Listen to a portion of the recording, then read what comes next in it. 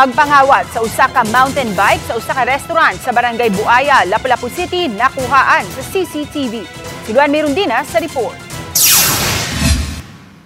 Samtang puliki sa trabaho ang tag-iya sa mountain bike, ni hinay-hinay usab pagsaka sa second floor sa building, kining usa ka wa mailhing lalaki. Dihang nakakitag tiyempo kay way mga tao, dali niyang gikuha ang mountain bike nga gisandig lang sa railing sa second floor.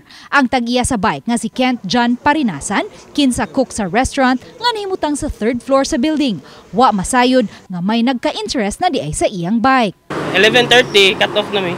Nya nag-inventory ko ato. Pag human ako inventory, kaya doon ako, pag naog na ko, wala na akong bike. Dali-dayo niyang gisusi ang CCTV sa restaurant ug didto nakita ang lalaking nikuha sa iyang bike. Matod sa biktima, daghang mga customer ni adtong higayuna ug wa na siya makamayong sa suspect. Busa na nawagan siya ngadto sa mga nakaila niini sa pagpakig-alayon kanila ug sa kapulisan aron masikop gilayon ang nangawat sa iyang bike. Para atong kuha ang true identity sa kaning suspect. Considering na naman tayo CCTV, then importante lang yun, mablatter, then pasangat yun o reklamo ang kaning biktima para maporsog yun na to ang pagpangita ng suspect. Uban ni Marlon Melgazo o Rod Prado, Luan Mirundina, Balitang Bisdak.